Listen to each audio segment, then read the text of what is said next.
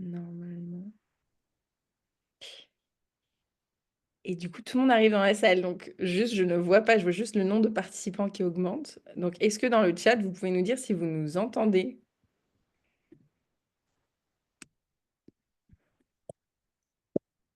Anne-Marie a levé la main. Est-ce que je prends ça pour un pouce? Trop bien. Et du monde, Céline. Donc, si les gens lèvent la main, je pense que ça veut dire que c'est bon. J'écris juste dans le chat. Ah, il y a du monde qui arrive, c'est trop bien. Euh, Bonjour à toutes et tous, bienvenue. ouais, bienvenue tout le monde. Tout le monde qui arrive un peu au compte-gouttes. Ah, par contre, on ne voit plus l'écran. Enfin, moi, je le vois moins. Ah, c'est bon. QNR, on vous entend très bien. Le chat est désactivé. Ah, ah, ah. Merci. Hmm. Alors, je vais gérer ça après. Essayer de voir comment on active le chat. Mais on va pas tarder à commencer parce qu'on a un bel ordre du jour, un ordre du soir pour cette table ronde. Et donc, pour un peu plonger directement dans le sujet sans vous faire trop attendre. Et je m'occuperai du chat après. Mais du coup, bienvenue tout le monde pour ce webinaire, pour ce nouvel épisode des Voix de l'océan, qui s'appelle À l'écoute du monde sous-marin entre harmonie et pollution. Et donc, on va être ensemble pendant 1 heure et demie avec Laura, Aurore, Léna, Céline et moi-même. Et on va parler de ce sujet de la pollution sonore. Juste avant, je vais vous présenter très rapidement Women for Sea pour les personnes qui ne nous connaissent pas encore. Donc, on est une association dont notre mission, c'est de révéler le pouvoir des femmes, de leur apporter de la visibilité, d'amplifier leur voix et surtout de leur donner les moyens d'agir pour la protection de l'océan. Et donc de faire émerger ce mouvement d'ambassadrices, actrices du changement au service de la mer. Donc notre ADN, c'est le Feel Learn Act que vous allez retrouver aussi ce soir, qui est vraiment en fait le fil rouge de toutes nos actions et qu'on retrouve à différents degrés dans nos projets. Parce que bah, voilà, je pense que tout le monde ici a une connexion à la mer, à l'océan très forte. Et c'est souvent ce qui nous donne envie d'en apprendre plus pour sa protection. D'où le Feel Learn Act qu'on essaye de mettre un petit peu partout. Nos trois grands piliers, nos trois grands axes d'action aujourd'hui, c'est à la fois de déclencher un nouveau rapport à la mer pour mieux la protéger. C'est aussi de rassembler des femmes pour démultiplier leur impact. Donc, on rassemble aussi une grosse communauté de femmes engagées pour la mer un peu partout en France. Et également d'influencer les gouvernances au service de la mer, donc notamment sur les questions de parité dans les instances de décision, dans les instances de gouvernance pour l'océan, pour qu'il y ait plus de femmes. Mais voilà, ça c'est un autre sujet et pas celui de ce soir.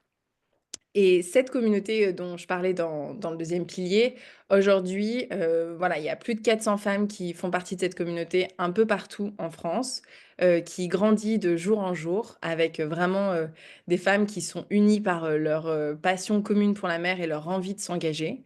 Et donc, vraiment, on a cette ambition de mobiliser un maximum de femmes en France pour l'instant, pour aussi bah, voilà, pouvoir leur apporter de la visibilité, des moyens pour agir et inspirer aussi tout le monde à s'engager pour la mer. Donc ça, c'est pour vous présenter un petit peu Women for Sea. Mais ce soir, on va parler du coup de ce projet-là qui est celui des Voix de l'océan. Donc dans cette idée de pouvoir donner la parole à des femmes expertes du sujet du milieu marin et en même temps pouvoir permettre de partager des connaissances et de pouvoir monter en compétence aussi sur certains sujets et comprendre comment chacun et chacune peut s'engager pour la protection de la mer. On a créé cette série de webinaires qui s'appelle les Voix de l'océan. Et donc aujourd'hui, c'est notre quatrième épisode. Vous pouvez retrouver les autres épisodes sur notre chaîne YouTube. Et on est ravis de vous accueillir pour cette nouvelle table ronde, la première du coup de 2025. Et pour ça, on est super bien entouré ce soir et je vais passer la parole à Céline, membre de One for Sea, qui va faciliter cette table ronde. Et voilà, c'est à toi. Merci beaucoup, Océane. Bonjour à toutes et tous. Merci d'être avec nous à 18h30, un mercredi soir. Peut-être que certains ont eu déjà une journée bien chargée. Donc, merci d'être avec nous pour ce soir. Vous donner un petit peu le déroulé de comment ça va se passer.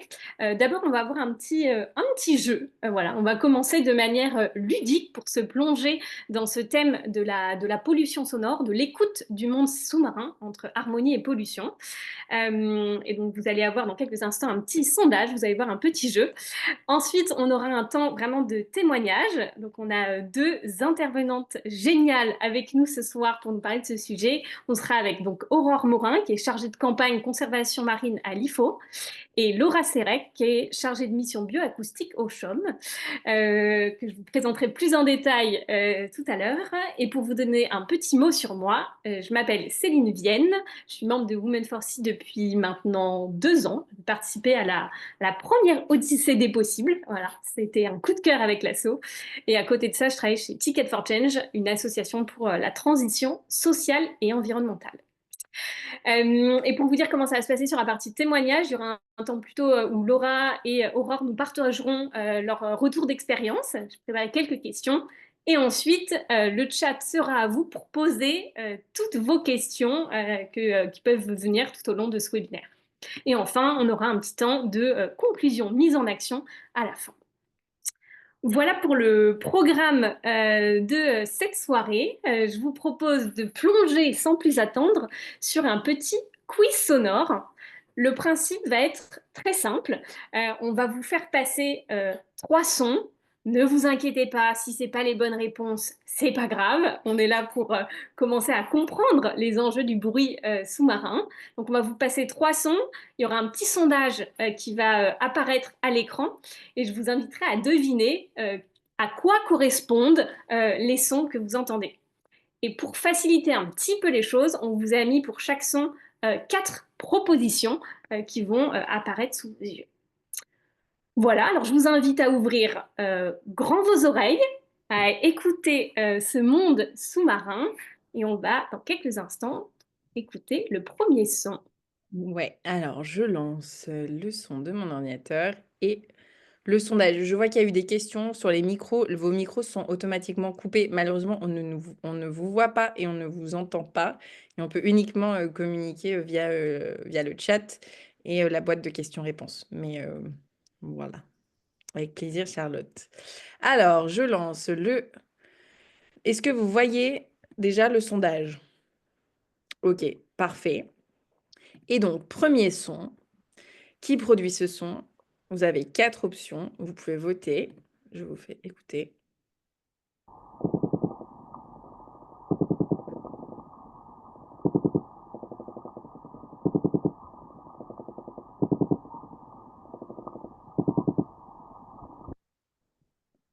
Je remets.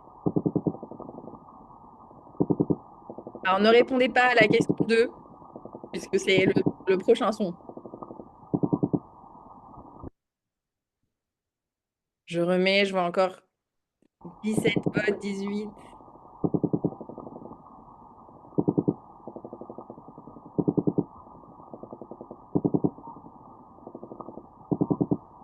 Ok, encore quelques secondes pour les votes. Ah, ça se joue à pas grand-chose entre le tir sismique et le poisson-corbe. On est à... De toute façon, comble. On donne les réponses maintenant ou après? Si je peux donner les réponses maintenant, hein. Ouais, vas-y. Comme ça, on Allez. va être de suspense. Pas trop de suspense. C'était donc du coup le poisson-corbe sur ce premier son. Et effectivement, beaucoup ont pensé au tir sismique, mais le poisson-corbe qui a un son vraiment très particulier là qu'on a entendu grâce à sa vessie natatoire. La vessie natatoire, c'est un organe qui est présent chez certains poissons qui leur permet justement de déterminer la profondeur à laquelle ils flottent dans l'eau. Et ce son est d'autant plus important que les mâles l'utilisent pour se retrouver, séduire et pour synchroniser les gamètes. Merci Céline. Et on va passer au deuxième son. Donc, je me mets dessus. Pareil, je lance le son. Vous pouvez voter sur la question 2 qui produit ce son.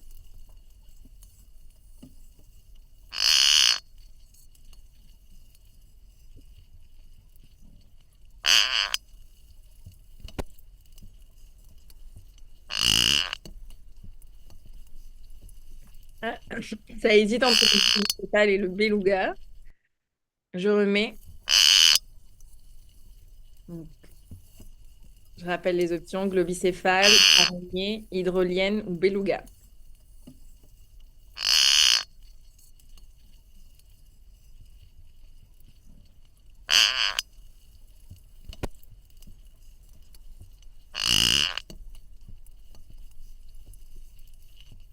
Alors, on est à 50 sur le globicéphale et le beluga. Va falloir trancher. Ah, une araignée de mer.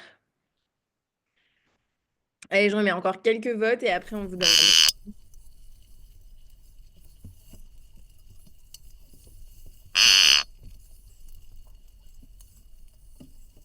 Ah, ok. Encore des votes. Bon, Céline, qu'est-ce que tu peux nous dire? Eh bien, c'était l'araignée de mer, parce que j'ai compris qu'elle a été peu perçue par les participants, mais qu'on connaît peut-être un peu moins. Peut-être pour vous dire deux mots, l'araignée de mer, c'est un des crustacés qui dispose d'un son qui est justement communicatif, et qui l'utilise pour mesurer, analyser les sons et échanger une information.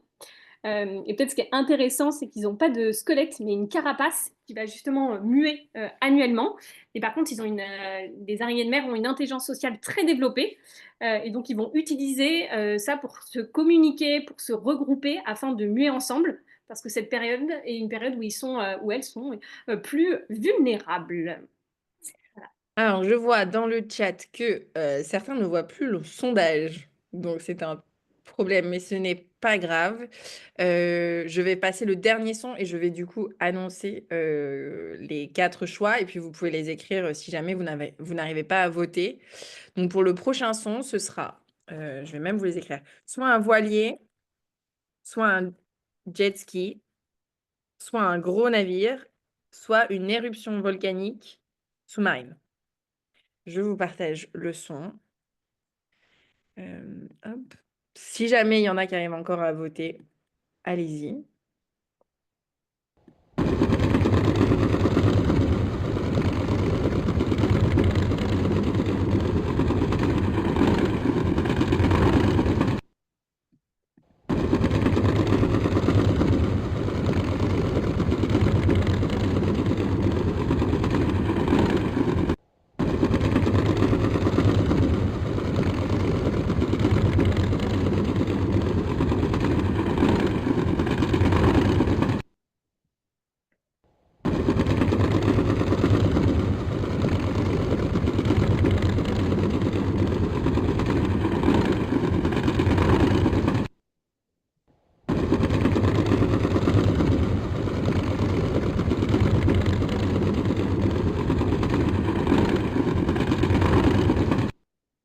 Bon, et ben on a alors pas de voilier dans le sondage, mais dans les commentaires, je vois voilier, notamment encre de voilier, etc.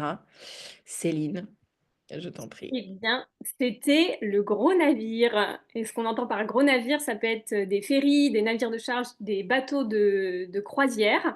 Et gros navire est d'autant plus important pour notre thématique ce soir, puisque le trafic maritime est vraiment la première cause de pollution sonore sous-marine.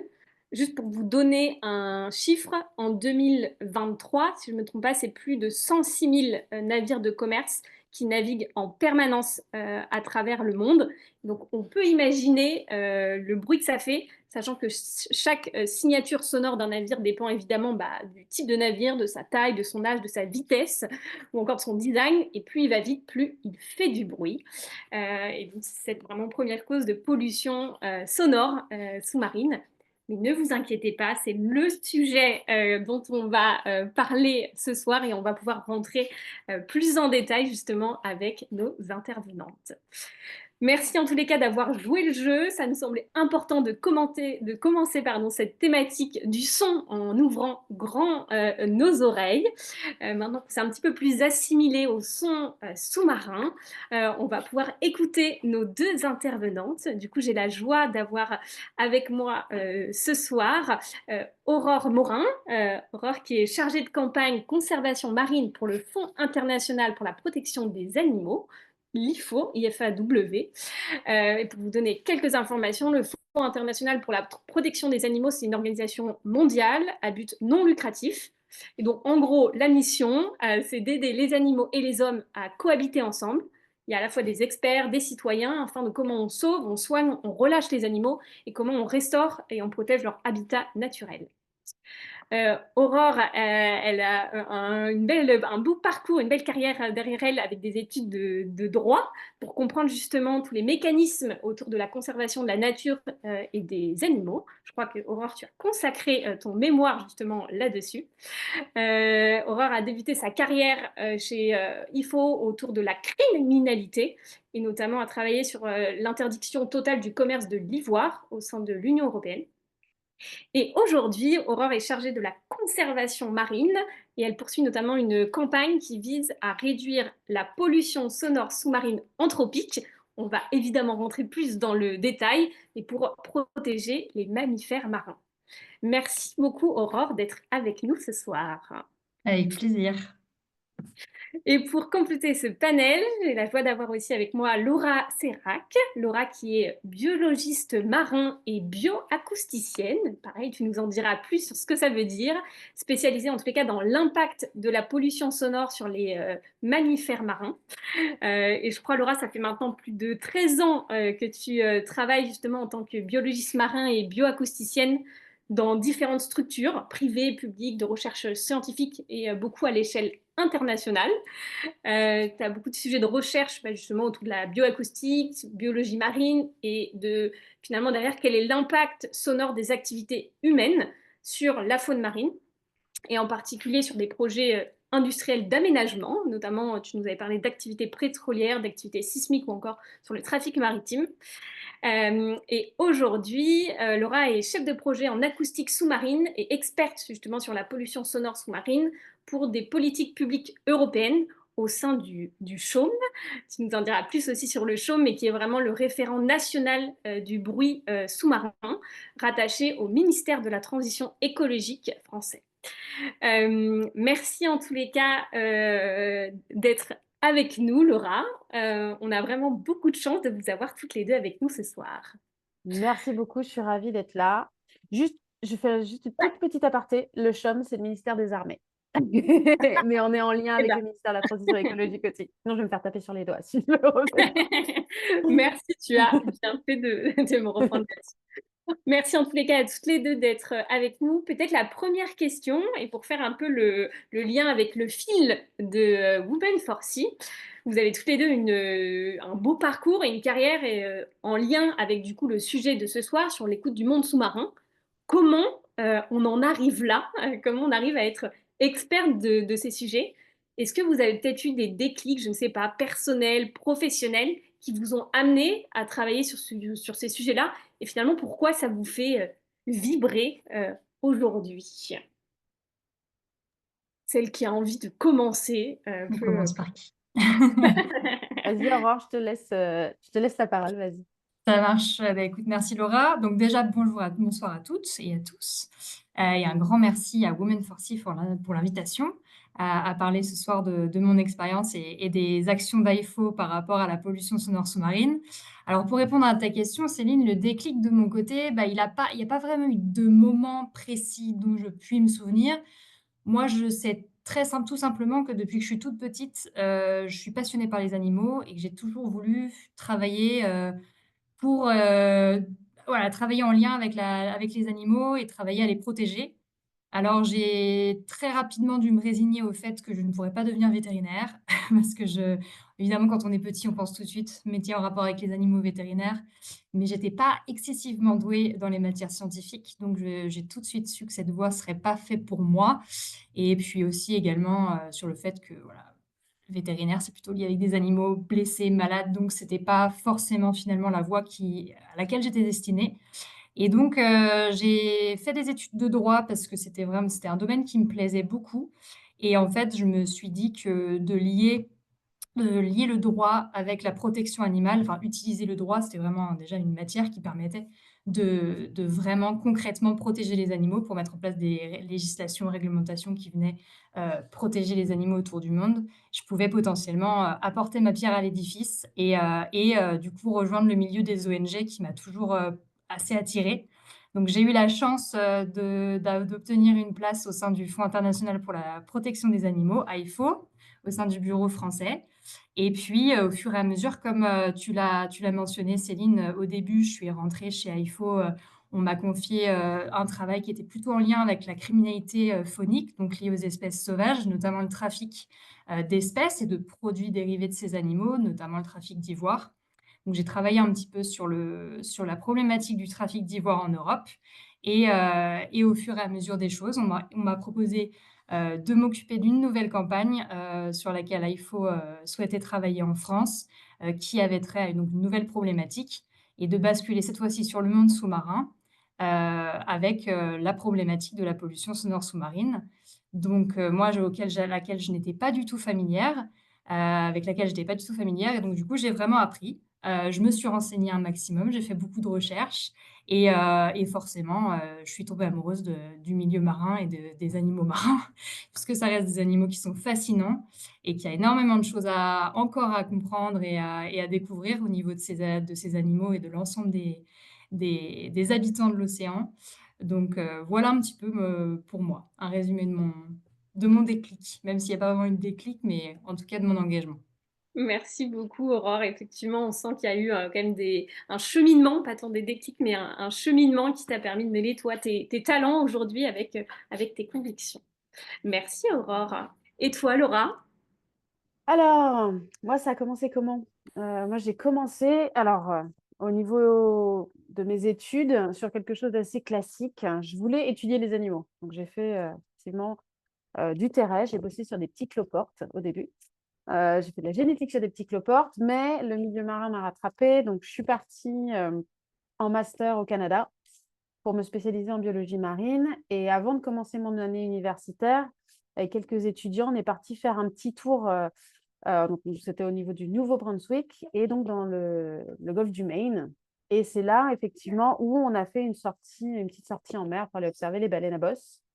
Et ça a été la rencontre, quoi. Je ne m'y attendais pas du tout. Et après, j'ai du coup orienté tous mes travaux en fait, personnels, de recherche, sur les cétacés, l'impact que pouvaient avoir voilà, différentes pressions anthropiques sur les mammifères marins.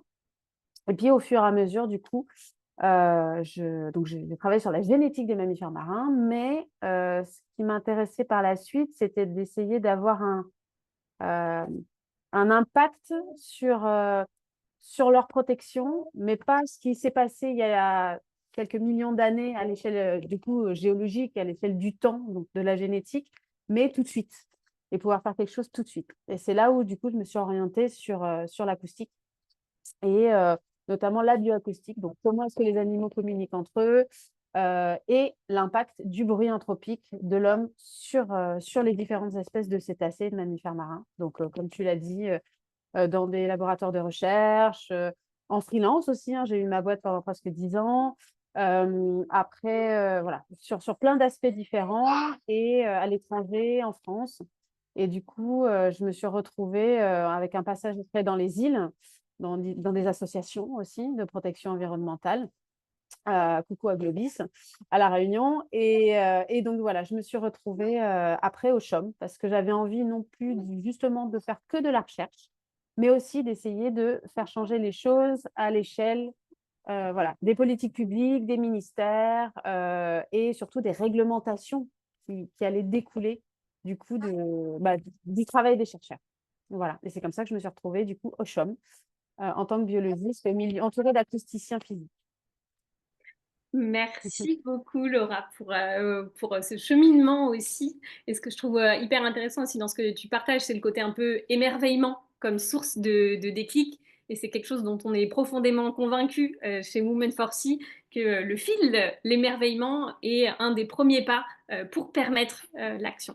Donc merci à toutes les deux de nous connecter à nos sensations. Pour rentrer vraiment dans le vif du sujet de notre thème, on parle donc de pollution sous-marine. Concrètement, qu'est-ce que ça veut dire et c'est quoi le problème? Peut-être que vous avez des chiffres ou des exemples à nous donner pour que l'auditoire comprenne mieux de quoi on parle quand on parle de pollution sous-marine. Laura, Laura, Aurore. tu veux commencer sur le sujet étant Allons-y. experte? Alors, effectivement, donc moi, je travaille sur 2 thématiques du bruit principalement. On a le bruit qui est impulsif, donc qui est court, mais de forte intensité. Donc, il y a plusieurs sources possibles, hein. Ça peut être voilà, des travaux, les parcs éoliens, ça peut être… voilà, il y a pas mal de sources comme ça. Ça peut être du déroquetage, donc effectivement, on casse des rochers pour pouvoir aménager des routes, des ponts, des ports, etc. Il y a aussi tout ce qui est justement déminage. Donc, effectivement, toutes les bombes voilà, qui viennent des guerres, effectivement, qui n'ont pas explosé. Bon, voilà, pour la sécurité, effectivement, des citoyens en mer, sur les plages, etc. Voilà, c'est des choses qui sont obligées. Voilà. En tout cas, il y a certaines choses qui sont obligées d'être sécurisées. Et puis, il y a tout ce qui est le bruit continu. Le bruit continu, principalement, c'est lié au trafic maritime. Alors, le trafic maritime, hein, c'est une quantité astronomique en fait, de navires de tout type, de toute taille, qui sont sur les mers du globe en permanence.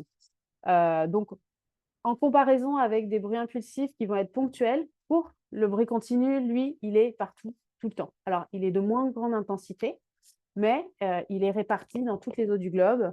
Alors, principalement sur des grands rails de navigation, hein. Donc, effectivement, il y a plusieurs… voilà, on peut aller ne serait-ce que sur EMODNet. EMODNet, c'est une plateforme européenne qui permet de regrouper énormément de données de tout, on va dire. Il y a beaucoup de laboratoires de recherche, de gens qui regardent tout ça, et avoir une idée effectivement de ces grands rails. Typiquement, voilà, nous, par exemple, en Bretagne, au CHUM, on a un grand rail qui descend le long de la Manche, la pointe bretonne, qui va traverser donc le golfe de Gascogne pour aller jusqu'à la pointe du Portugal, et après rentrer en Méditerranée ou partir de l'autre côté. Donc voilà, typiquement, depuis 50 ans, on a une augmentation du trafic maritime mondial, et donc le bruit généré par ce trafic aussi augmente du coup au fur et à mesure, malgré les efforts qui peuvent être faits pour diminuer ou pour, je dirais, pour rendre un peu plus éco-friendly certains navires, quoi. Mais effectivement, voilà, le trafic de commerce est particulièrement important. Voilà. Merci beaucoup, Laura, de rendre un peu plus compréhensible de quoi on parle quand on parle de pollution sonore. Aurore, je te laisse compléter. Oui, j'ai rajouté dans le chat un autre site qui s'appelle Marine Traffic, qui permet de voir en temps réel un aperçu du carte du monde avec tous les navires qui sont aujourd'hui sur la surface des océans, comme Laura le disait. Et c'est assez hallucinant parce qu'on se rend compte qu'en fait, il y a très peu d'endroits où il n'y a pas de petits points rouges ou de petits points de navires. Et effectivement, on est sur aujourd'hui un chiffre qui est à peu près à 225 000 navires qui sillonnent les océans 24 heures sur 24. Donc, c'est assez important. Et forcément, ça a des impacts sur les animaux.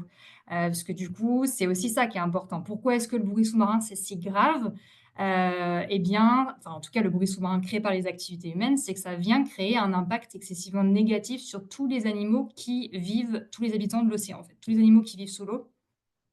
On parle aussi des animaux, mais également des végétaux qui sont impactés, parce qu'on apprend de plus en plus, grâce à des études scientifiques, que les végétaux sont aussi impactés négativement par le bruit sous-marin.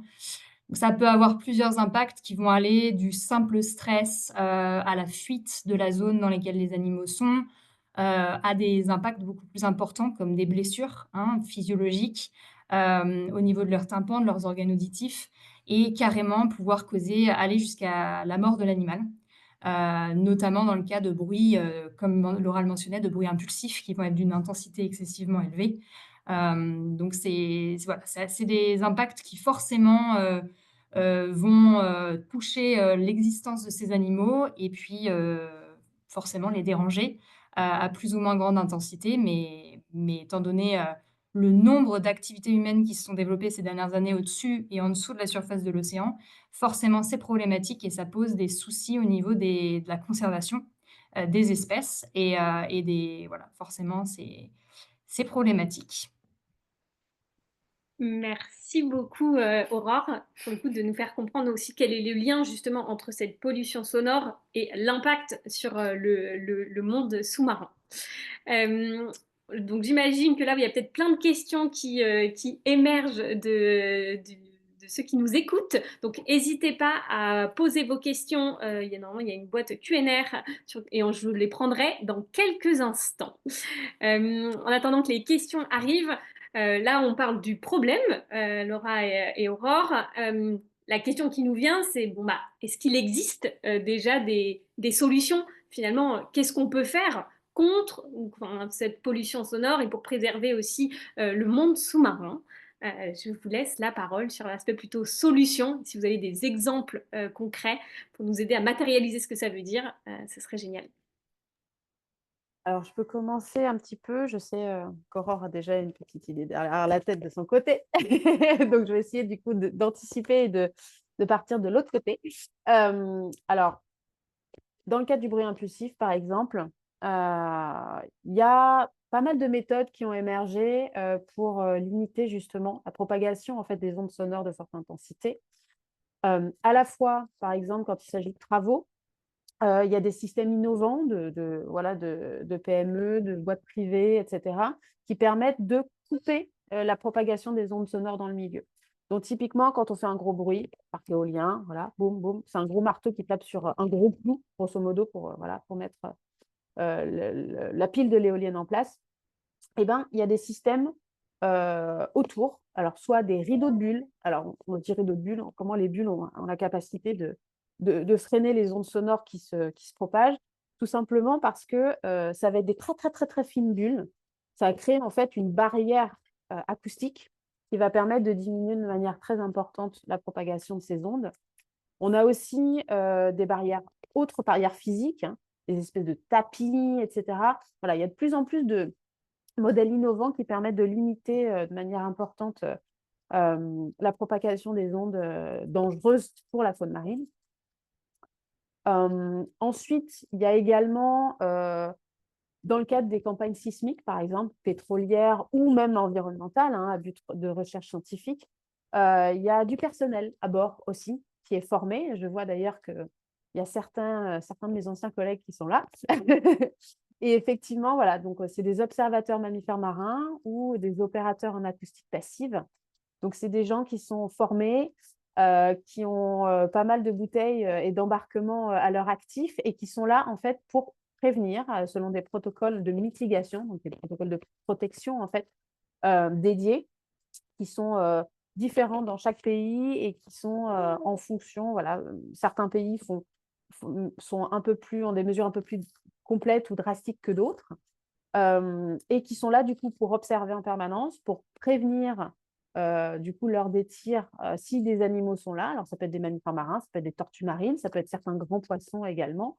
Et puis, les opérateurs acoustiques, en gros, c'est les oreilles du navire qui, par exemple, quand soit les conditions de mer sont très mauvaises, donc voilà, à vue, il y a trop de brouillard, on ne peut pas détecter des mammifères marins à l'œil, ou tout simplement de nuit, quand effectivement, il y a des campagnes qui se font nuit et jour, 24 heures sur 24, 7 jours sur 7, qui sont les oreilles, on va dire, du navire, et qui permettent du coup de prévenir et d'arrêter du coup les tirs pour préserver la faune marine qui pourrait être à proximité. Donc voilà, c'est à la fois des mesures qui peuvent être physiques, ça peut être aussi des moyens humains. Maintenant, il y a aussi voilà, des détecteurs automatiques qui permettent de limiter l'impact également. Voilà, et donc ça, c'est, je dirais, pour la partie impulsive. Et pour la partie bruit de trafic, je vais laisser Aurore partir sur cette partie-là. Merci Laura. C'est effectivement un petit peu notre domaine d'expertise chez AIFO. On a vraiment notre campagne, la campagne qu'on mène pour réduire le bruit sous-marin se focalise notamment sur le bruit du trafic maritime. Donc, on a pas mal fait de recherches sur le sujet et effectivement, par rapport aux solutions qui existent sur le bruit qui est créé par les grands navires de transport maritime, ça va se diviser en 2 catégories. Dans un premier temps, il va y avoir tout ce qui va être solutions techniques qui vont exister. Par rapport aux navires existants, ça va être, venir rénover des navires qui vont être particulièrement bruyants, pour, les rendre, plus silencieux. Donc notamment les principales sources de bruit sur un navire vont venir de l'hélice qui, en fonctionnant, va faire évidemment en tournant, va créer des bulles, ce qu'on appelle le phénomène de cavitation. Toutes ces petites bulles vont venir exploser à la surface, elles vont créer ce petit bruit, enfin ce relativement petit, ce bruit qui va être continu.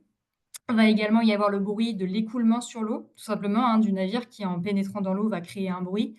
Il va y avoir le bruit du moteur qui, tout simplement, parfois, dans certains navires, est boulonné directement à la coque. Donc forcément, ça fait résonner et ça crée un bruit, voilà, qui est non-stop. Et donc du coup, la solution, ça va être, de venir faire des améliorations sur les navires pour, améliorer la forme de la coque de manière à ce qu'il y ait moins de bruit dans les d'écoulement sur l'eau, avoir des hélices qui vont être plus silencieuses, qui vont moins avoir tendance à faire ce phénomène de cavitation et aussi, tout simplement, isoler le moteur de manière à ce que ça fasse moins vibrer la coque et que ça soit plus silencieux. Et alors, comme deuxième catégorie de solutions, on va avoir ce qu'on appelle des solutions opérationnelles qui vont concerner l'opération du navire. Et la solution principale, c'est la réduction de la vitesse du navire. Puisqu'un navire qui va aller moins vite, ça paraît tout bête, mais c'est simple et efficace, c'est un navire qui va être plus silencieux. On estime que notamment une réduction de vitesse de 10% d'un navire, ça va pouvoir réduire de 40% le bruit sous-marin. Et donc nous, on travaille vraiment à essayer de justement, pousser cette, solution qui a aussi l'avantage d'être relativement économique pour le secteur, puisque ça ne demande aucun investissement particulier. Il n'y a pas besoin d'immobiliser un navire pendant des mois pour, venir le rénover ou de construire de nouveaux navires performants qui vont forcément engendrer des coûts économiques importants pour les compagnies. Non, là, on est vraiment sur, quelque chose qu'ils peuvent appliquer dès demain, sans investissement et qui en plus leur apporte des sous, puisque c'est assez similaire à nous avec nos voitures, de réduire, forcément la vitesse. Ça va permettre de faire des économies en termes de coûts de carburant pour les navires et puis environnementalement, pardon, oh là là, 1, 2, 3, je vais y arriver. Il est 19 heures, ça y est, c'est la fin de la journée. Je vais pas y arriver. Bref, au niveau des avantages environnementaux, je vais y arriver. Ça permet non seulement de réduire la pollution sonore, donc le bruit émis par les navires, mais ça permet aussi de réduire le risque de collision qui peut exister entre les gros navires, avec les baleines, justement. Et ça permet également de réduire leurs émissions de gaz à effet de serre. Donc voilà, il y a vraiment plein de bons gros avantages à cette solution-là et donc c'est efficace. Génial, merci beaucoup Aura pour ces précisions. On commence à comprendre comment on peut agir justement pour réduire cette pollution sonore. Merci en tous les cas à tous parce que là il y a plein de questions qui arrivent dans le chat. Avant de prendre les questions, peut-être Laura et Aurore, là, comment vous voyez les choses à titre plutôt individuel, là, dans tous les gens qui justement nous écoutent, comment on fait si individuellement on a envie de mettre un peu sa pierre à l'édifice dans cette réduction de la pollution sonore? Est-ce que vous avez des idées de comment agir à titre individuel? Ouais, Alors, vas-y Laura, je je t'en vais prie. commencer. À titre individuel, je pense que c'est plutôt une vision assez globale des choses. Bon, le trafic maritime mondial, c'est quelque chose d'assez gigantesque, mais en achetant un peu plus local, en faisant pas venir certaines choses du bout du monde, en faisant voilà, travailler les petits commerçants qui bossent autour de nous. Alors, ça paraît pas grand-chose, mais voilà, si on est des millions à le faire, ça peut avoir un impact. Et puis aussi faire passer les infos. Effectivement, les grands transporteurs, bon, voilà, ils peuvent aussi faire évoluer de leur côté.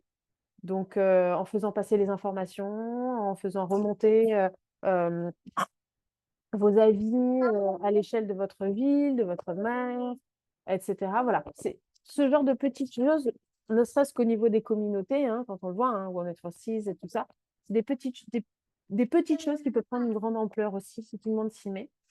Et puis si vous êtes capitaine de petit bateau parce que vous avez votre permis côtier, bah, levez le pied, enfin, je puis dire, baissez la manette plus exactement et voilà et faites gaffe, à ce qu'il y a autour de vous.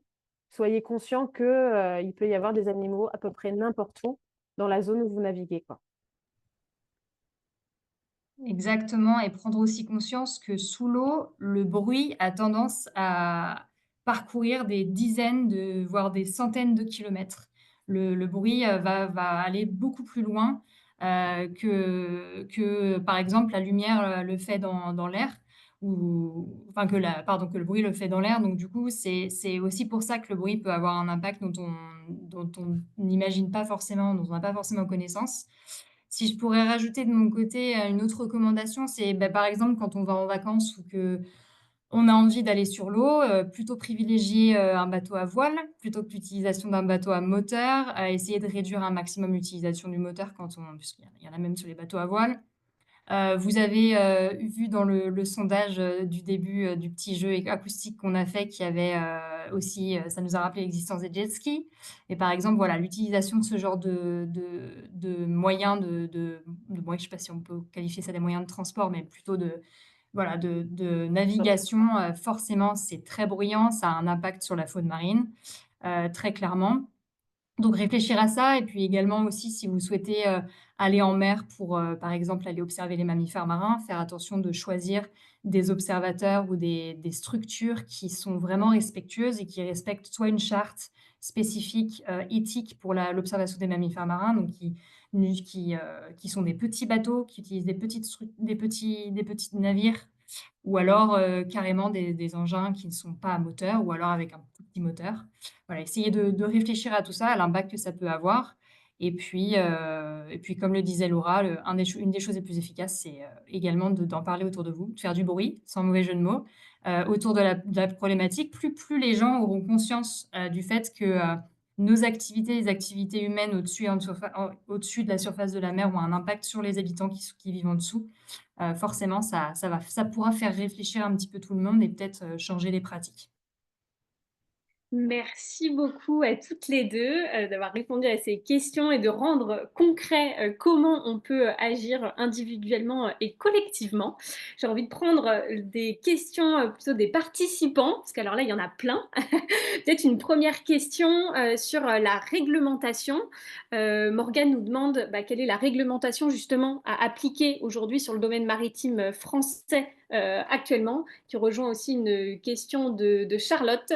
Genre aujourd'hui, comment bah, ces mesures, elles sont plus ou moins drastiques selon les pays. Qu'est-ce qu'il en est de la France et de sa réglementation? Qu'est-ce que vous pouvez nous en dire? Alors, effectivement, alors au niveau français, on a, notamment au niveau des directives Habitat et des directives de protection des mammifères marins qui sont des espèces protégées, euh, on a un devoir de ne pas les déranger. Donc voilà, le but, c'est ça. La réglementation, c'est ça. Ne pas déranger ou, je dirais, faire du mal intentionnellement à des mammifères marins ou à certaines espèces protégées. Donc c'est pour ça que, notamment dans le cadre des parcs éoliens, il y a des mesures qui sont mises en place alors, pour réduire le bruit, mais pas que. Il y a des suivis qui sont faits, donc souvent, c'est des bureaux d'études qui sont spécialisés dans ces domaines-là, qui doivent faire un état des lieux avant le projet, pendant le projet et après le projet. Donc, pour effectivement qu'il y ait, je dirais, quelque chose de neutre, qui puisse évaluer s'il y a eu une désertion de la zone. Typiquement, on en parlait, hein, s'il y a trop de bruit, il y a des animaux, des groupes d'animaux qui peuvent décider que cet habitat n'est plus favorable, donc s'en aller. Ils peuvent s'en aller de manière ponctuelle, donc juste pendant les temps de travaux, d'où le suivi post-travaux aussi, pour voir effectivement que les animaux reviennent après coup, s'ils ont fait une désertion de zone, pour vérifier que les bruits du coup, qui sont au niveau de la zone de travaux ne sont pas au-dessus, enfin en tout cas sont enregistrés. Et il n'y a pas de seuil dédié encore aujourd'hui au niveau du volume sonore, je dirais, du nombre de décibels. C'est des travaux qui sont en cours à l'échelle européenne, notamment sur la directive 4 stratégie milieu marin, sur laquelle je travaille. dans des groupes européens qui, à la fois prennent en compte les animaux marins, les mammifères marins, mais également toutes les sources de bruit, le trafic maritime, l'impulsif, etc. Pour le moment, les seuls seuils qui ont été validés par la Commission européenne et proposés par la Commission européenne, c'était en novembre 2023. C'est des seuils à l'échelle temporelle et spatiaux.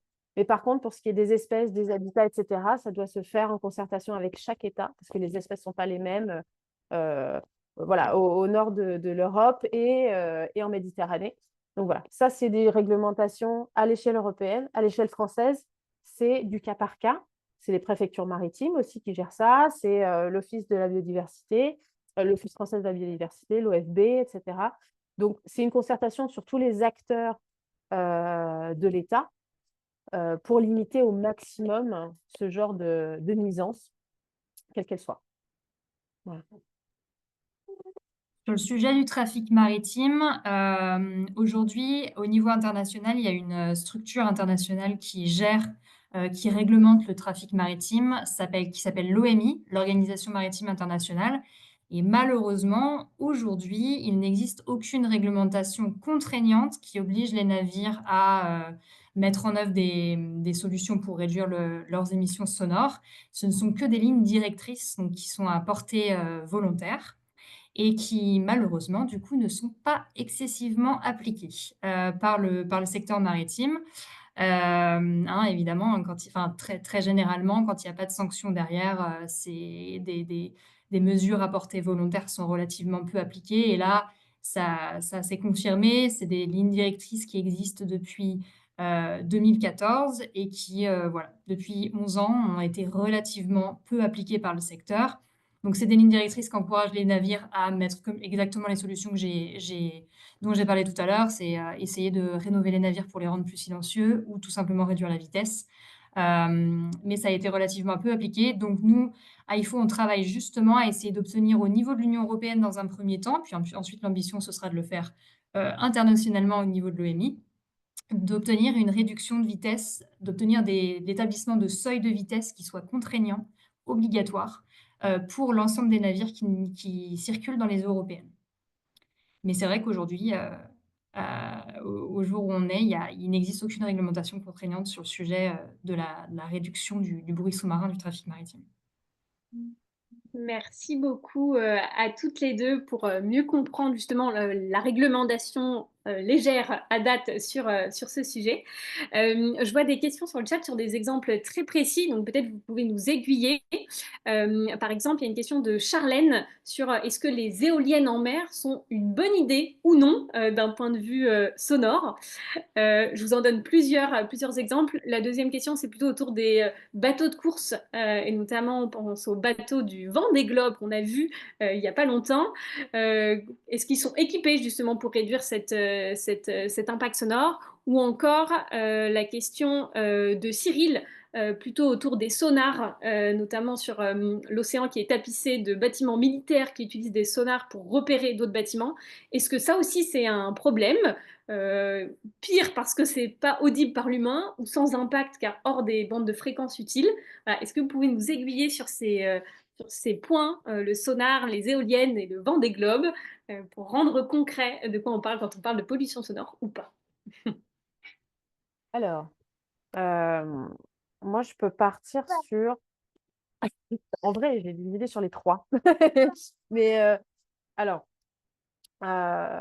étant donné ce que je fais au CHOM, je pense que je peux prendre la question un peu touchy sur les sonars. Alors, les sonars militaires, on est d'accord, ils ont effectivement une puissance importante parce que justement, ils doivent détecter d'autres bâtiments militaires adverses, d'autres pays. On sait qu'ils ont un impact qui est important. On sait que c'est une portée très importante aussi. On sait que... alors, il y a plusieurs choses. Durant des essais militaires, la Marine nationale, elle a mis en place énormément de choses pour limiter au maximum l'impact que ça peut avoir. Donc, soit changer les périodes pour pas que ce soit des périodes un peu plus qui posent un peu plus de problèmes pour les animaux, par exemple des périodes de reproduction ou ou des zones particulièrement fréquentées, etc. Donc, il y a des choses qui sont mises en place. Après, je ne veux pas parler en leur nom, hein. Je ne fais pas partie de la marine, mais je sais qu'il y a des choses qui sont mises en place de ce côté-là. Également, le fait que ça reste quand même une question. On sait que ça peut avoir un impact très fort sur des espèces, mais ça reste quand même dans le cadre où ce ne sont pas des exercices, que c'est quand même une sécurité importante, sécurité des citoyens. C'est-à-dire que, qui plus est, dans le contexte géopolitique actuel, voilà, ça reste quand même quelque chose, une histoire de sécurité nationale. Et malheureusement, voilà, on peut pas déroger totalement à ce genre d'émission.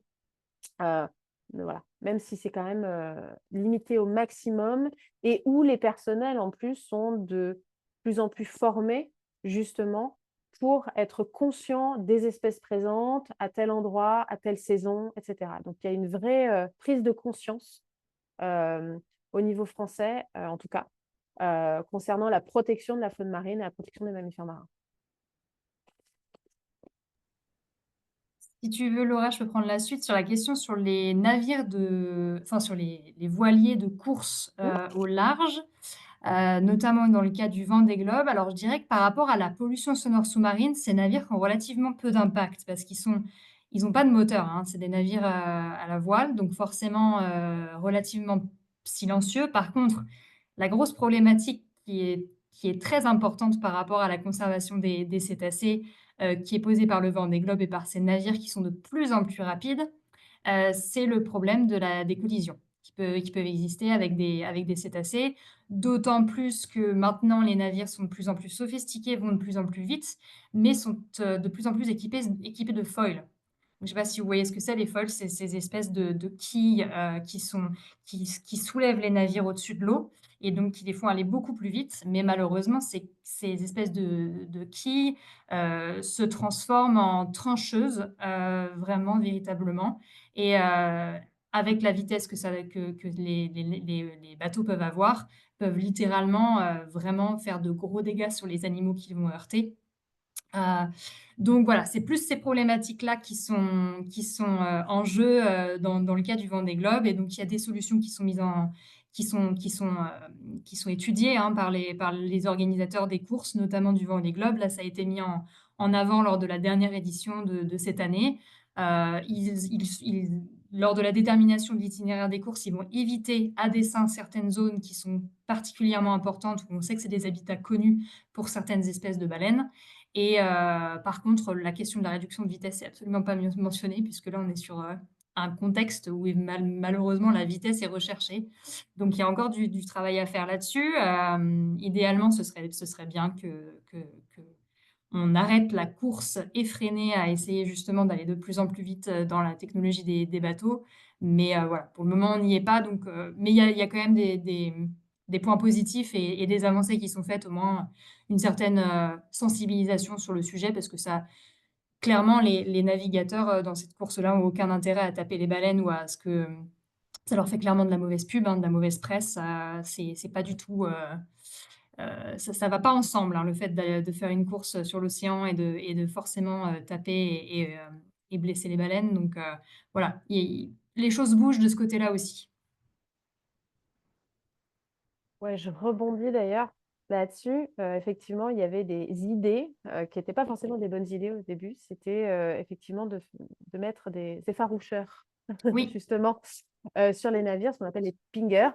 Et ces effaroucheurs, en fait, c'était une introduction de bruit supplémentaire. Et en plus, il n'y a pas d'études réellement claires et à large échelle qui montrent que ça marche. Ça peut marcher un temps. C'est aussi beaucoup, enfin, c'est potentiellement utilisé dans certains pays pour les bateaux de pêche, les parcs à poissons, etc. Mais il y a une habituation qui se fait. Et puis, ça peut, dans certains cas, être carrément la cloche du dîner dans le cas des navires de pêche. C'est-à-dire, les animaux se rendent compte que ce bruit se fait quand il y a du poisson. Donc, forcément, après, cling, cling, cling, hop, OK, ça veut dire qu'il y a à manger. Donc, on y va. Donc, ça peut entraîner davantage de déprédation. Donc, voilà, c'était une des solutions potentiellement miracles, mais qui ne fonctionne pas, et ça ne fonctionne pas pour toutes les espèces non plus. Et alors, par contre, il y a des initiatives. Nous, on a commencé voilà, à faire des débuts de collaboration justement avec des skippers qui ont une conscience écologique assez importante, à la fois au niveau de la réutilisation de matériel, le recyclage, la réduction de vitesse, certaines courses, certains bateaux, pas d'autres. Donc voilà, il y a quand même des initiatives qui prennent vie chez les skippers. Comme je dis, ils n'ont pas envie effectivement de faire du mal à des animaux. Euh, donc voilà, c'est en train de bouger, lentement, mais sûrement. Et il faut bien partir de quelque part. Et le dernier, je crois que c'était les parcs éoliens, c'est ça? C'était ouais, les parcs éoliens. Est-ce que c'est vraiment une bonne idée? Alors, sur le fond, moi, je trouve que oui, dans le sens où nous, en France, on est quand même, on commence à peine, hein. On commence à peine. On a quelques parcs qui sont sortis de l'eau. Il y en a d'autres qui sont prévus. Il y a des parcs flottants aussi, notamment, qui sont prévus. Euh, mais on est très, très en retard par rapport à d'autres pays européens, hein. En Baltique, par exemple, les parcs éoliens, il y en a partout. En mer du Nord aussi, mais même aux États-Unis, hein, sur toute la côte Est, voilà, ça pousse comme des champignons. Alors après, si c'est fait dans de bonnes circonstances, ne serait-ce que avec des mesures qui sont intelligentes, avec des suivis qui sont bien faits par des professionnels formés, les campagnes de prospection, donc de géophysique, qui doivent se faire forcément en amont pour savoir où on peut mettre ces piles éoliennes, etc. Ça peut être fait en limitant de manière très importante l'impact. Bah, typiquement aux États-Unis, il y a la baleine franche, hein, de l'Atlantique Nord, et bah, cette espèce est extrêmement et la baleine noire, qui sont des espèces extrêmement en danger ou extrêmement sensibles. Et il y a des mesures qui sont mises en place de manière très importante, même de nuit avec des lunettes infrarouges, en plus des opérateurs acoustiques, etc. Donc voilà, c'est des mesures qui sont copiées en France, hein. Les préfectures maritimes donnent l'aval ou non. L'OFB également passe également en revue chaque demande de suivi, chaque demande de mise en place de tout ça. Donc, il y a des autorisations gouvernementales qui sont faites. Il y a des demandes d'avis aussi à des experts du CHOM, dans certains cas très particuliers. Donc, on est plutôt bon, je dirais, même si on n'a pas encore de réglementation ou de législation sur le bruit, notamment des navires. Sur, sur les autres parties, on va dire, des émissions sonores, notamment voilà, des projets d'aménagement, globalement. En France, on n'est pas mauvais. Voilà. Et sur certains projets un peu particuliers, notamment dans les îles, hein, mais à La Réunion, il y a eu carrément un viaduc qui est construit. Ça a été l'un des projets qui a mis en place le plus grand nombre de mesures avec le plus gros financement, justement parce qu'il y a des petits groupes des gros dauphins de l'Indo-Pacifique, qui sont des espèces extrêmement côtières. Et il y en a très peu. Voilà. Donc, voilà, pour certains projets, quand même, l'État se bouge et fait les choses bien. Il faut aussi le dire quand c'est du bon côté, quoi. Merci beaucoup, Laura et Aurore, de rendre vraiment très concret sur chaque impact. Et ce que je trouve hyper intéressant dans ce que vous partagez, c'est peut-être de voir les choses aussi d'un point de vue un peu systémique et global. Alors, parfois, ça ne peut ne pas avoir d'impact sur la pollution sonore, mais avoir un impact sur la collision. Parfois, ça peut avoir un impact sur un animal qui lui-même va avoir des répercussions sur les autres animaux. Et je trouve que la manière dont vous l'expliquez nous invite quand même à prendre le sujet avec de la hauteur et de manière très systémique sur les sujets dont on parle. Donc merci à toutes les deux. Encore plein de questions sur le chat. Je vois des questions autour des orques. Est-ce que vous sauriez nous dire qu'en est-il des dispositifs d'ultrasons pour éloigner les orques, par exemple dans la zone de Gibraltar? Est-ce que c'est nocif pour eux? Question de Camille. Et j'avais vu une deuxième question, je crois, sur les orques. Hop, je la recherche. Oui, une question d'Emmanuel. Quel moyen pour faire un peu de bruit pour éviter une percussion ou des interactions justement avec les orques sans trop gêner la vie sous-marine? Est-ce que vous avez des exemples concrets par rapport à ça? Aurore, t'as une idée? Bah, sur la Sur question des orques, moi des j'avoue que orques. Ouais, c'est un petit peu c'est compliqué, hein, cette histoire d'orques, parce qu'effectivement, on a vu des attaques, arriver de plus en Ouais. plus, fréquemment, mais je pense que moi, l'introduction d'ultrasons, ou de ça rejoint un petit peu ce que disait Laura sur les pingers tout Mmh. à l'heure, C'est ça, hein, c'est pas une solution en soi parce que c'est c'est une rajouter solution. encore une fois une source, Mmh. sonore, d'énergie sonore sous l'eau, donc c'est pas du tout quelque chose qu'on recommanderait. Et puis encore une fois, on ne connaît pas du tout on connaît enfin, forcément, on sait que ça a un impact négatif sur l'animal, mais on ne sait pas si ça va être vraiment efficace pour, C'est clair. véritablement les Mmh. faire fuir. Et C puis ouais. Tu voulais finir? Je te laisse finir, Aurore. Non, non, bah, du coup, c'était tout moi de mon côté, ouais, ouais, sur les orques, je pense qu'on n'a pas encore Bien. assez de recul. J'avoue que je Ouais, sais pas si tu as connaissance, Laura, toi, de ouais. Alors, moi, je sais qu'il y sur a le sujet? des, alors, effectivement, oui, il y avait eu, des interactions, un peu, étranges qui ont eu, de manière de plus en plus régulière avec des groupes d'orques, notamment sur des voiliers. Ça avait surpris pas mal de monde. Hem, Après, c'est vrai que les orques, c'est une espèce très particulière. Hem, c'est des groupes sociaux extrêmement soudés, des groupes matriarcaux extrêmement soudés, qui ont, hem, qui ont effectivement des techniques de chasse extrêmement perfectionnées. Enfin voilà, c'est une espèce un peu particulière. Hem, Après, faire fuir des animaux parce qu'il y a un trafic maritime extrêmement important dans une zone extrêmement réduite sur des espèces résidentes, est-ce que vraiment c'est une bonne idée? Mmh. C'est-à-dire que on sait qu'il y a des interactions néfastes, négatives. C'est des espèces résidentes.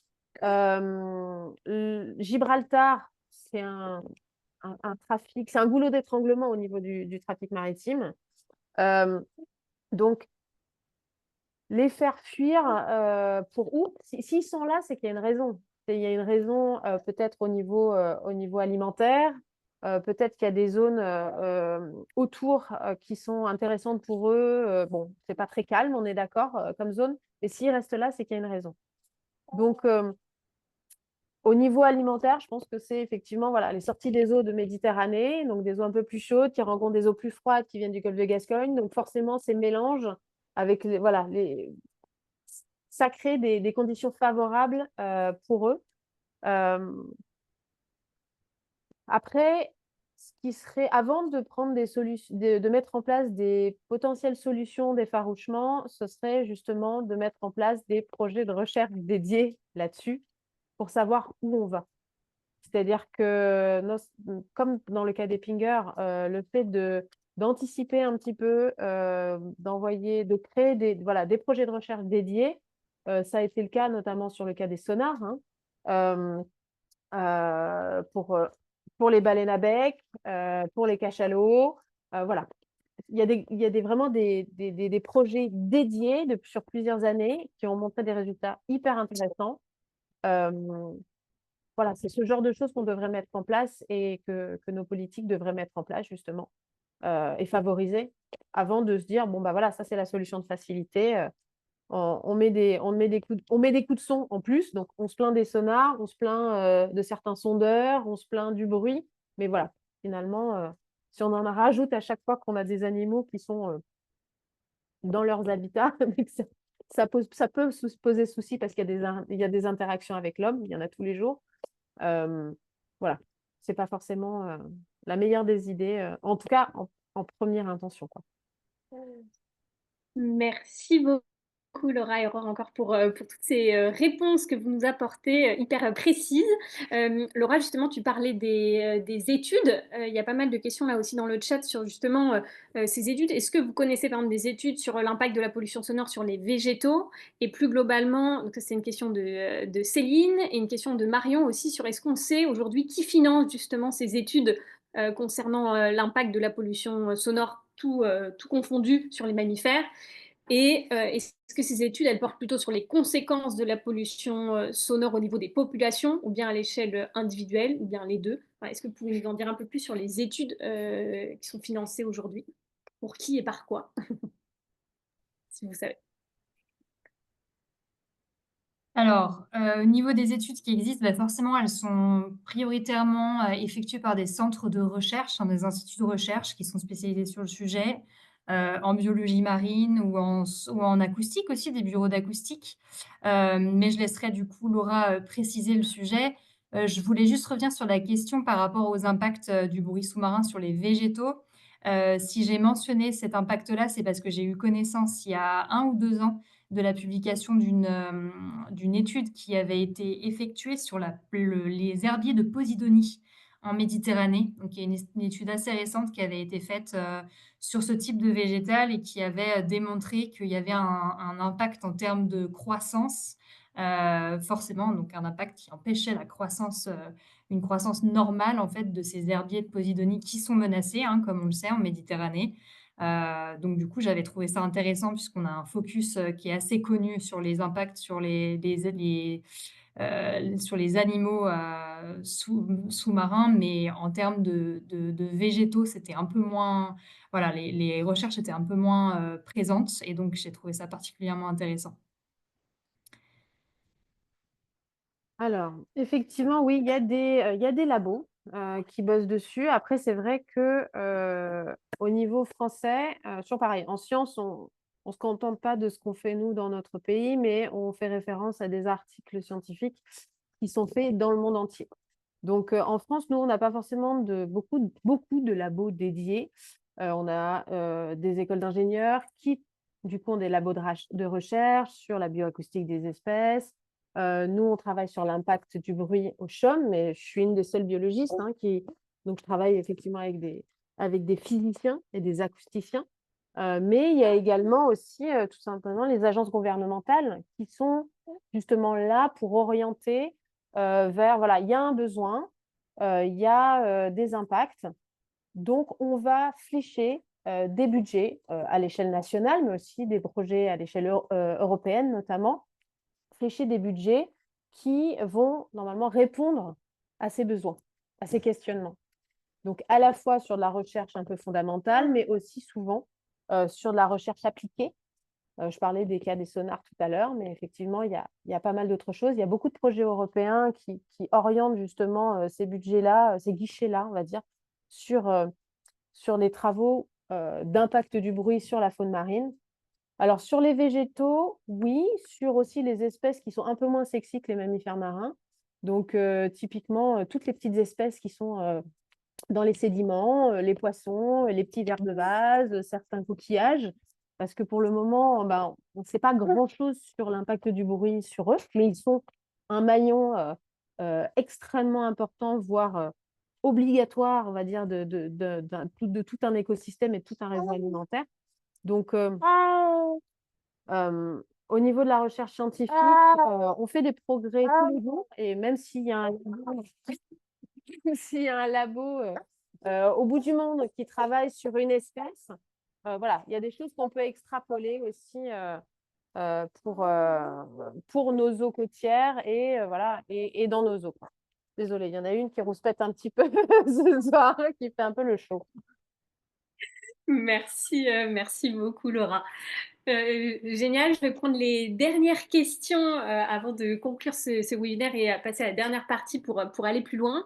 Je vois dans le chat 2 questions. Une question de Salomé, à savoir en tant que particulier, est-ce qu'on est autorisé à placer un hydrophone dans l'eau au sein de la ZEE française pour enregistrer les sons des cétacés? Première question, et je vous en donne une deuxième question d'Hélène. D'un point de vue statistique, est-ce que vous avez des chiffres vraiment très concrets sur les impacts qui sont enregistrés à ce jour? Par exemple, est-ce qu'il y a une disparition de telle ou telle autre espèce, une mutation de telle autre espèce? Voilà. Est-ce que vous avez des chiffres ou des exemples très concrets à nous donner?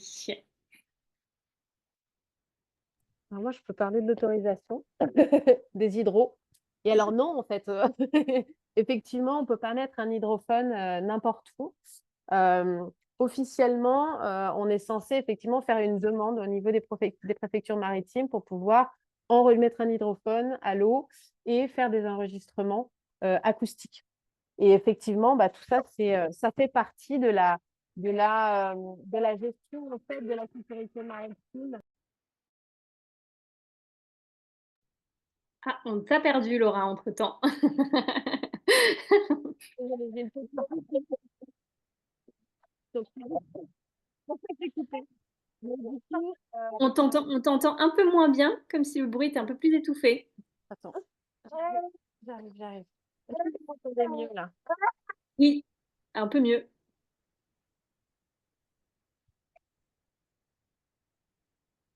Là, vous m'entendez mieux? J'ai l'impression que c'est Oui, mon c'est micro. parfait là. Voilà, c'est Là, bon? c'est super. Ok, Ouais, super. nickel. Donc effectivement, oui, on a des obligations. Alors voilà, c'est géré par les préfectures maritimes et en fait, pour tous travaux de recherche en lien avec l'acoustique sous-marine, il y a des demandes justement d'occupation, des autorisations d'occupation du territoire qui doivent être faites. Alors pour écouter les mammifères marins depuis son petit bateau de plaisance, non. Mais par contre, sur quelque chose qui doit mettre en place des hydrophones, notamment fixes, qui vont enregistrer pendant voilà, de longues périodes, oui, de toute façon. Après, c'est vrai que bon, il y a de plus en plus de petits hydrophones, je dirais, accessibles, qui peuvent être achetés par à peu près tout le monde. Euh, donc voilà, enregistrer des petits poissons sur un récif, des crevettes ou un banc de dauphins qui passe au pied de votre voilier, bon, on est d'accord. Ce serait dommage de s'en priver. Mais voilà, pour tout ce qui est un peu plus costaud au niveau recherche ou travaux, etc., oui, effectivement, ça doit être prévu et demandé voilà, aux préfectures maritimes. Et par rapport à la deuxième question sur les impacts connus et enregistrés jusqu'à ce jour de la pollution sonore, bah, on a connaissance forcément de la disparition ou de la réduction du nombre d'individus présents dans des zones euh, déterminées, hein, où on sait que c'est par exemple des habitats connus de certaines espèces ou sous-espèces de cétacés, par exemple.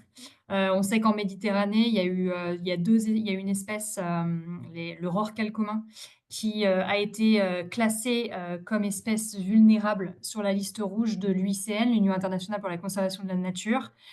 Forcément, si cette espèce a été classée à ce niveau de vulnérabilité en termes de...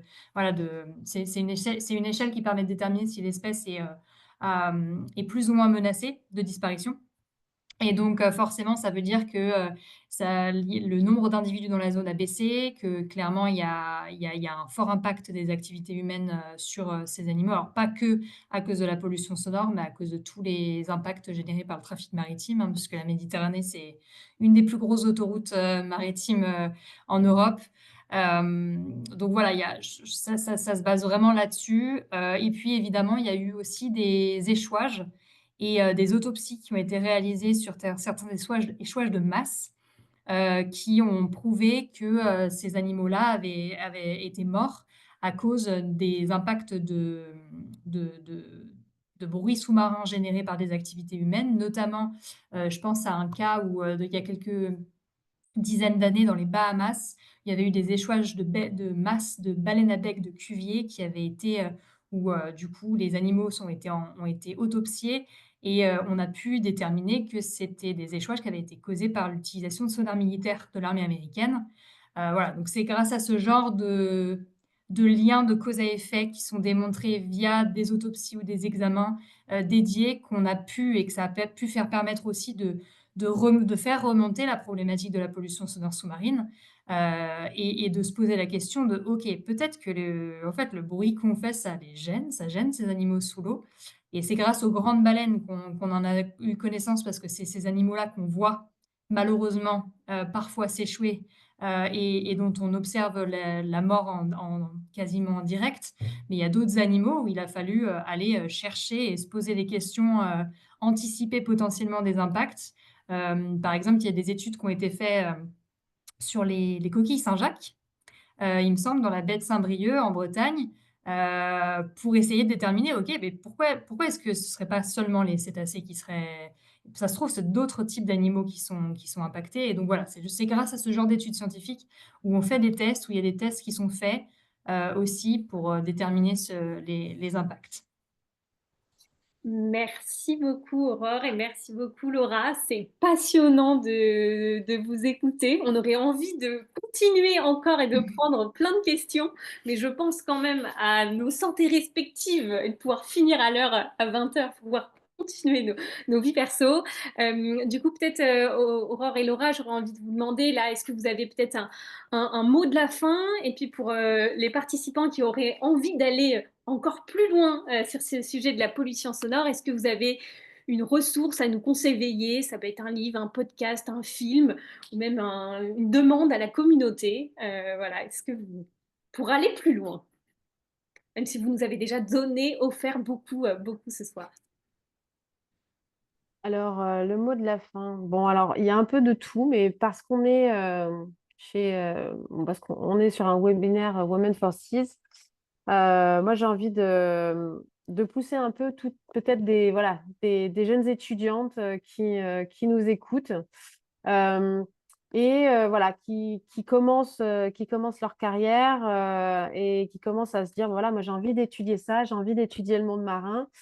Et ben lâchez pas, parce que moi, quand j'ai commencé mes études, on m'avait sorti, non, mais la biologie, de toute façon, la biologie des populations, c'est une voie de garage, tu trouveras jamais de boulot.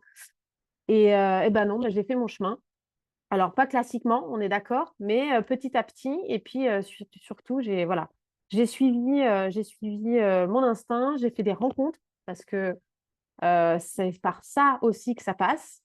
Donc voilà, si vous avez si vous pensez que c'est vraiment ça que vous voulez faire et vous êtes motivé pour faire ça, continuez, contactez-nous, voilà, sur LinkedIn, sur ResearchGate, voilà, via les podcasts, via tous ces systèmes-là, via nos adresses email professionnelles. Voilà, moi j'ai plusieurs étudiantes régulièrement qui me posent des questions, qui me disent comment je peux faire, est-ce que je dois faire tel master, comment est-ce que je peux arriver à ça. Donc voilà, j'ai envie de bosser sur l'impact du bruit, sur la faune marine. Donc avancez petit à petit et puis voilà. Et puis faites-vous conseiller voilà, par nous, par toutes ces femmes-là qui font ces métiers passion voilà, sur le milieu marin et qui chaque jour voilà, avancent et ramènent leur petite pierre à l'édifice petit à petit.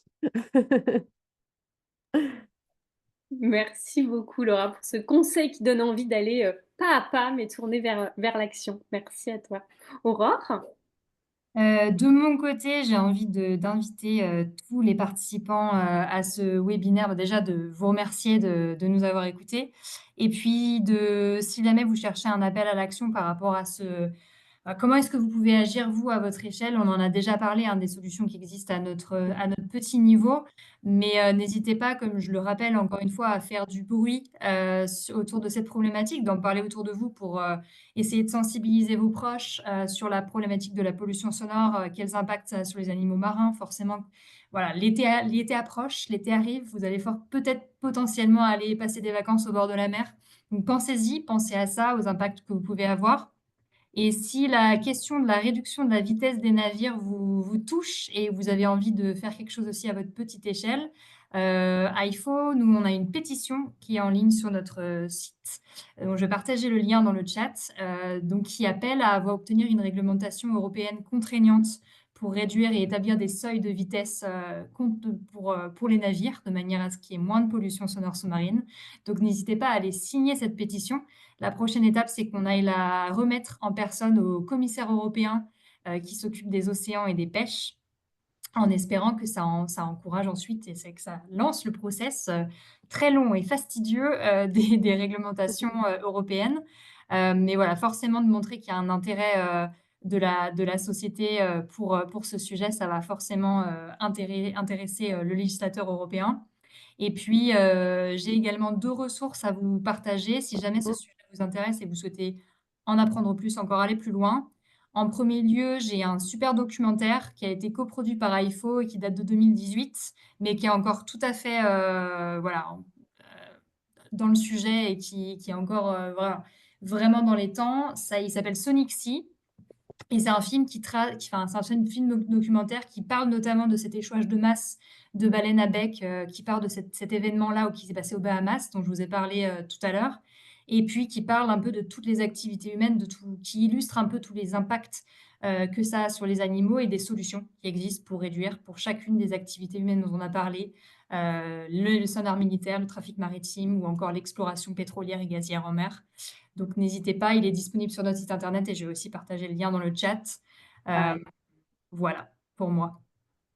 Génial, merci beaucoup Aurore pour toutes ces ressources pour vous amener à aller encore plus loin après notre webinaire. Merci en tous les cas pour ces échanges qui sont passionnés et passionnants, comme c'est mentionné dans le chat. J'ai envie de repasser la main à Women for Sea aussi pour tout le travail que vous menez autour des fiches impact. Je donne la main à Léna, je crois. Oui, c'est ça. Bah, là, comme vous pouvez voir sur la slide aussi qui est présentée, il y a trois exemples, enfin deux exemples de fiches impact, dont la pollution sonore.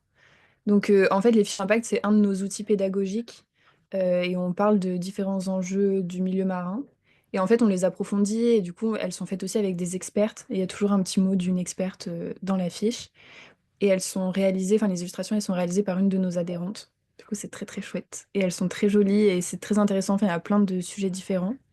Et il y a aussi des fiches actions, du coup, comment agir pour améliorer ces enjeux-là, quoi.